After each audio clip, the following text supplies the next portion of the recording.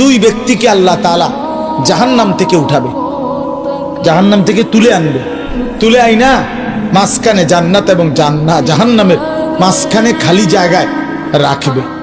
রাখবার পরে মানে বসাইবার পরে, একবারে হাদিস এটা, বসাইবার পরে আল্লাহ আবার বলবে ওই দুইজনকে, যাও জাহান্নামে আবার ঝাঁপ দাও, মানে আবার যাও জাহান্নামে যাও।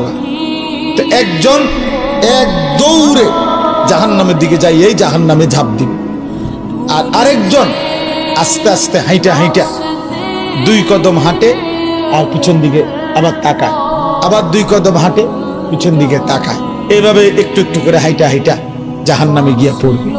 তো আল্লাহ তাআলা আবার দুইজনকে উঠাবে, এই দুইজনকে উঠাইয়া প্রথম জনরে বলবে, তুমি এরকম জোর দিয়া জাহান্নামে পড়ে গেলা কেন? সে বলবে, মাওলা জীবন ভর আমি আপনার নাফরমানি করেছি, আপনার কথা মানি নাই বলেই তো আমি জাহান্নামী হয়েছি।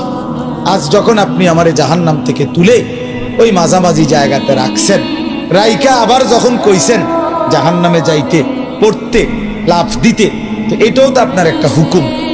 চিন্তা করছি জীবনে কোনো হুকুম না মাই নেই তো জাহান্নামী হইলাম, তা আজকে একটা হুকুম মানিয়া, এই জন্য আপনার হুকুম মানার জন্য জাহান্নামে গিয়ে লাফ দিলাম। আল্লাহ বলেন, আমিও তোকে মাফ করে দিলাম, যা জান্নাতে যা। এইবার আল্লাহ তাআলা বলবে দ্বিতীয় জনকে, তুমি এরকম করলা, তুমি কি তা জানে পিছে পিছে কি চাইলা?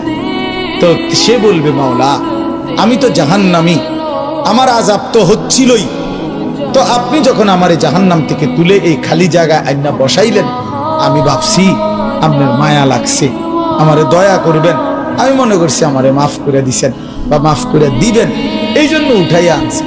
এখন আবার যখন আমারে জাহান্নামেই পড়তে কইছেন, যেন আমি একটু একটু আগাইয়া পিছন দিকে চাই, আপনি কোনো ডাক দেননি, আপনার মায়া জানি আবার লাগেনি কোনো, আপনি আমারে ডাক দেননি। তো আল্লাহ তাআলা বলবেন, বান্দা আমি তোকেও মাফ করে দিলাম, যা তুইও আমার জান্নাতে যা।